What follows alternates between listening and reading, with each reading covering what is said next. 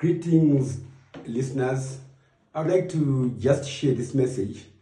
According to Romans 12, it says, do not conform to the pattern of this world, but be renewed in the mind. For it is only when your mind is totally renewed that you can please God. So what am I saying? The mind is made up of about 5 minds. There is what you call the natural mind.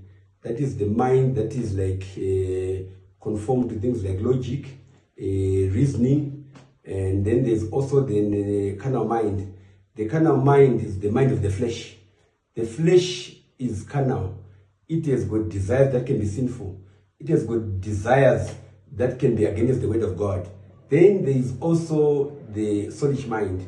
It is the mind that is given to imagination, to desires, things that you daydream in your life.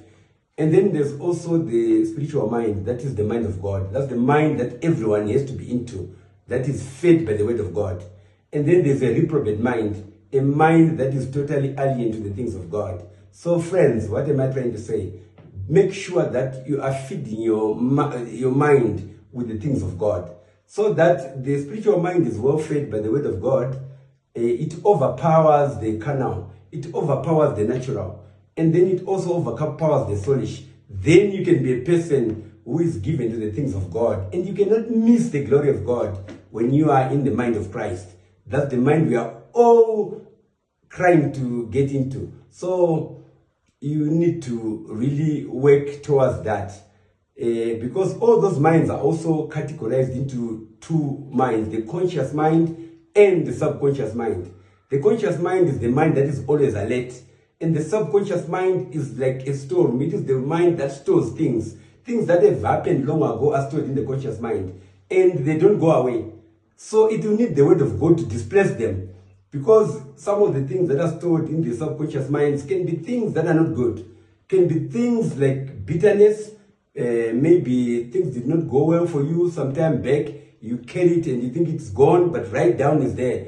And you think you're forgiving people, but right inside there it is there. So we need to make sure and we understand how the system works. Once you understand that the carnal mind, the natural mind, the soulish mind, they all have to surrender to the spiritual mind. So that when the spiritual mind is stronger than all these, then you can meet the glory of God. I think for today, I thank you all for listening. To God be glory. Amen.